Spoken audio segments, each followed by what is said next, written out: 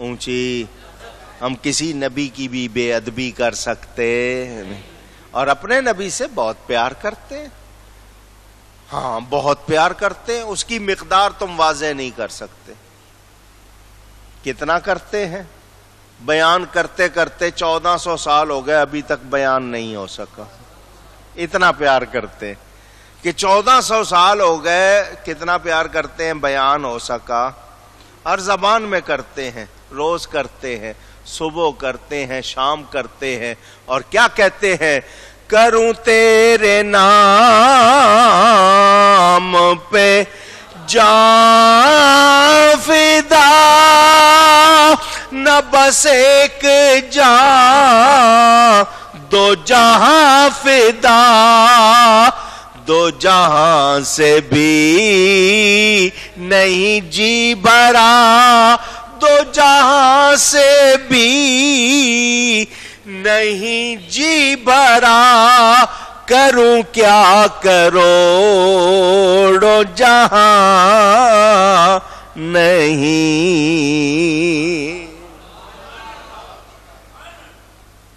حضور کروڑوں جہان بھی ہوتے تو سب قربان کر دیتا. ہیں ہی دو, مگر دو بھی قربان کر کے جی بھرا. اونچی یہ محبت ہے. اس کو تم سمجھ سکتے. ہاں سمجھنا چاہتے ہو؟ آؤ کلمہ پڑھو, میرے نبی کے غلام بن جاؤ. جب ان سے پیار ہو جائے گا تمہیں خود بخود سمجھ آ جائے گا. یہ سمجھا نہیں سکتے, سمجھ میں آ جائے گا. کب؟ جب محبت ہو جائے گی. اور جب محبت ہو جائے تو پھر فتوے نہیں لگتے کہ نبی کا نام چومنا جائز ہے یا نہیں. یہ فتوے وہی لگائے گا جس کو محبت. اونچی جسے محبت ہوگی وہ تو نبی کے در کی خاک کو آنکھوں کا سرما بنائے گا. کیوں؟ فرشتے کرتے. ملائک لگاتے ہیں آنکھوں میں اپنی, شب و روز خاک کے مزار مدینہ. شب و روز خاک کے مزار مدینہ. تو یاد رہے محبت والوں نے ہی پایا ہے جو کچھ پایا ہے. اور محبت ہمیں ادب سکھاتی ہے. محبت کہیے نا, ادب سکھاتی, تعظیم سکھاتی. اللہ تعالی ہمیں ادب ہی کی توفیق عطا فرمائے. تمام ادیان حقہ جتنے سچے دین ہیں سب میں قانون ایک ہی ہے, عقیدہ ایک ہے, کوئی فرق نہیں. اور سب نے اللہ کی پہچان کروائی ہے, سب نے نبی کی محبت سکھائی ہے, سب نے ہمیں نیکی ہی کی سکھائی ہے. اب دین و ملت اگرچہ ایک, ہم سارے مسلمان ایک, مگر ٹکڑے ٹکڑے کیوں کر دیا؟ امتوں نے اسے ٹکڑے ٹکڑے کیوں کر دیا اور مختلف عقیدوں پہ کیوں یہ کر دیا؟ تو یہ پہچاننا ہے. اور آج ہر گروہ سمجھتا ہے میں صحیح ہوں. سارے دیوبندیوں کو دیکھ لو, وہ کہتے ہیں ہم سچے. وہابیوں کو دیکھ لو, وہ سچے. مودودی کہتے ہیں ہم سچے. گکھڑوی کہتے ہیں ہم سچے. آپ کہیں گے یہ گکھڑوی کون؟ گکھڑ منڈی پنجاب کا ایک علاقہ ہے, وہاں پر بھی ایک شخص ہوا ہے, سرفراز مر گیا ہے, بہت بری حالت ہوئی تھی, اس کی فوٹو چھپی ہوئی ہے. مرتے وقت اس کے چہرے کا حال کیا ہو گیا تھا اس کی فوٹو فیس بک پہ بھی ہے, دیکھ سکتے ہیں. بہرحال یہ چکڑالوی منکرین حدیث جو حدیث کا انکار کرتے ہیں, یہ سارے عقیدوں کے نام, ان سب کے بارے میں آپ جب بھی سنو گے سب یہی کہیں گے ہم صحیح ہیں. سب یہی کہیں گے. ادھر شیعہ کہیں گے ہم صحیح ہیں, ادھر آغا خانی کہیں گے ہم صحیح ہیں, ادھر بوری کہیں گے ہم صحیح ہیں. یہ سارے یہی کہتے نظر آئیں گے. مگر میں نے آپ کو بتا دیا صحیح کون ہے. اونچی کون ہے؟ اہل سنت و جماعت. ہمارے پاس قرآن حدیث کی دلیل ہے, تمہارے پاس کون سی دلیل ہے؟ تمہاری اپنی کتابیں تمہیں سچا نہیں ثابت کرتی, اور ہم تو وہ ہے ہماری سچائی کا بیان تمہاری کتابوں میں ہے. سمجھ آ رہی بات؟ یاد رکھنا یہ ٹکڑے ٹکڑے گروہ مسلمانوں کو کر دیا، مختلف کر دیے گئے. یہ جو جدا ہونے والوں میں ہر گروہ، کلو حزب، حزب کہتے ہیں گروہ کو، اپنے من گڑت دین جو بھی جس کا ہے وہ کہتا ہے نہیں جی میں جو کچھ ہوں بس وہی صحیح ہوں، دوسرا ایویں ہی ہے. تو یاد رکھو سچا وہی ہے جس کو اللہ سچا فرمائے، سچا وہی جس کو اللہ کا رسول سچا فرمائے، اللہ اور اس کے نبی کا کلام سچا فرمائے. صحابہ وہ ہیں، قرآن میں اللہ فرماتا ہے اولئک ھم المؤمنون حقا، یہ سچے مومن ہیں. صحابہ کو اللہ قرآن میں کیا فرما رہا ہے؟ اونچی کہیے سچے مومن. تو اللہ کہے سچے مومن اور آج کوئی کہے کہ ہم ان کو مومن ہی نہیں مانتے، تو ان کی قسمت سینہ پیٹنا ہی ہے نا. پھر اور کیا، پھر کرو ماتم پھر، کیونکہ جب تم قرآن نہیں مانو گے تو پھر سینہ ہی پیٹو گے نا. اگر مان لیتے تو سینے میں ٹھنڈ پڑتی یا نہیں پڑتی؟ سینے کو مار کیوں پڑ رہی ہے؟ اس لیے کہ عقیدہ درست اونچی. ہاں جب قرآن کو صحیح نہیں مانو گے، اللہ جن کو سچا مومن فرمائے وہ تم کہتے ہو نہیں مان. اسی طرح اگر کوئی سنی کہلانے والا اسلام کا قطعی اجماعی عقیدہ اس کا انکار کرے گا تو ہم اس کو نکالیں گے اہل سنت سے.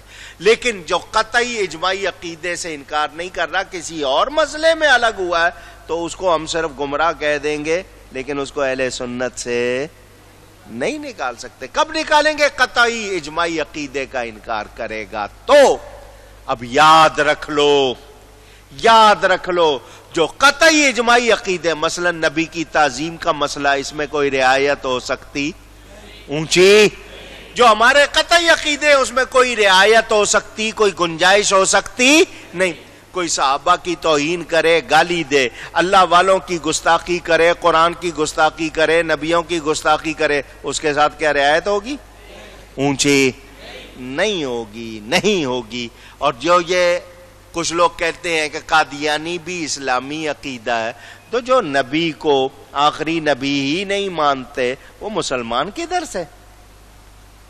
یہ کیسے کہہ دیا کہ وہ اسلامی عقیدہ؟ وہ کدھر سے مسلمان؟ ان کا اسلام سے کوئی تعلق نہیں. اسی طرح جو قرآن کا انکار کرے اس کا اسلام سے تعلق نہیں. جو نبی کی عظمت تعظیم کا منکر ہو اس کا اسلام سے کوئی تعلق نہیں. ہم اہل سنت و جماعت قرآن کے مطابق، حدیث کے مطابق الحمدللہ سچے ہیں. الحمدللہ. یہ میں نے آپ کے سامنے تھوڑا سا بیان اس آیت کے حوالے سے. اس کی صوفیانہ تفسیر اس آیت کی کہ انسان جو اپنی کمائی کی ہوتی ہے، اپنے اعمال جو اس نے سجائے ہوتے ہیں، ان سے وہ سمجھتا ہے کہ نہیں میں بہت ٹھیک ہوں، جبکہ اسے انجام کا پتہ اونچی نہیں. اللہ والا ہو تو اللہ کی عطا سے اس کو تو آگاہ کر دیا جاتا ہے. تو آپ جو ہو گئے کہ نہیں جی میں بالکل صحیح ہوں، تو ہر وقت اللہ سے ڈرتے رہنا یاد رہے. ہاں اللہ والوں کا طریقہ جو بخشے ہوئے ہیں، جن کے بارے میں ہم کہہ سکتے ہیں کہ اللہ تعالی کی عطا سے یہ بخشے ہوئے ہیں، وہ تو کریں عاجزی اور ہم کریں دعوے.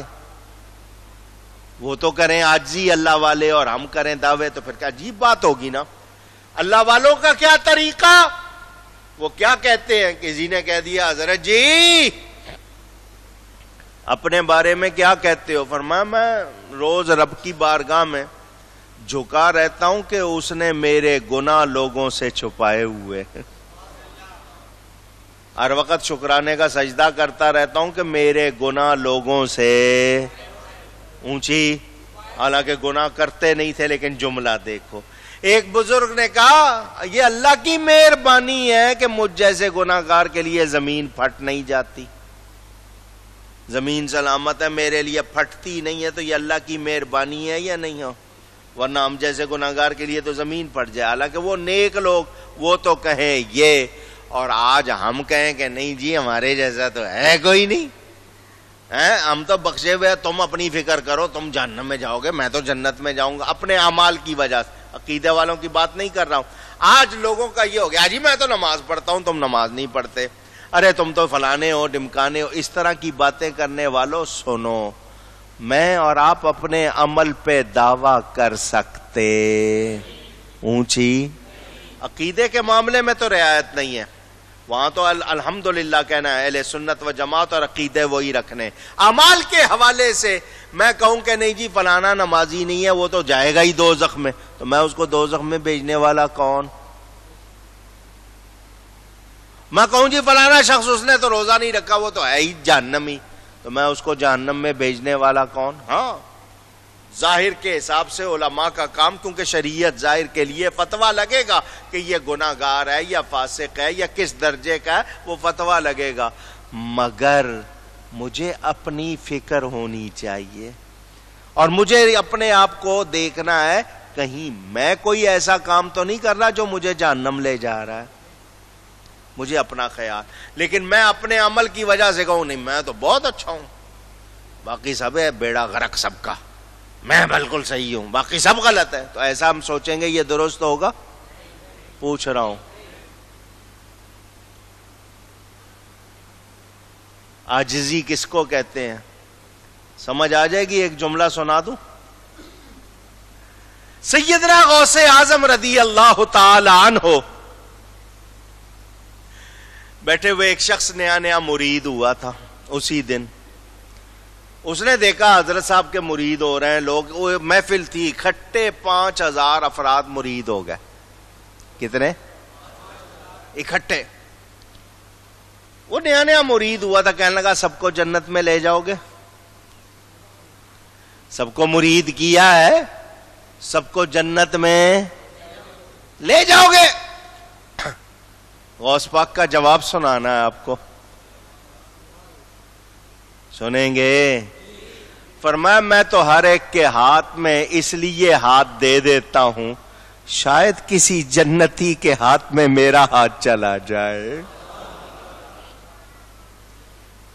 میں تو اس لیے ہر ایک کے ہاتھ میں ہاتھ دے دیتا ہوں شاید کسی جنتی کے ہاتھ میں میرا ہاتھ چلا جائے, میری بخشش ہو جائے. یہ ہے عاجزی. اور آج تمہیں پتا ہے میرے مرید کتنے ہیں؟ قیدیوں کو نمبر دیتے ہیں تو لوگوں نے مریدوں کو نمبر دینے شروع کر دی. مقابلے ہوتے ہیں باقاعدہ, گروپ چھوڑے جاتے ہیں, جاؤ وہاں.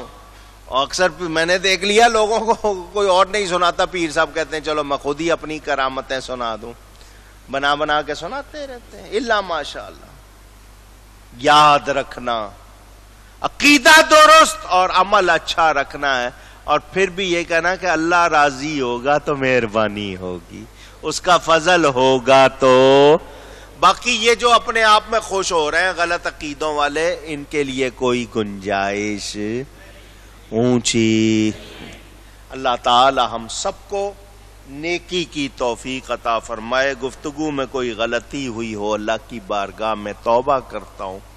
وآخر دعوانا ان الحمد للہ رب العالمین.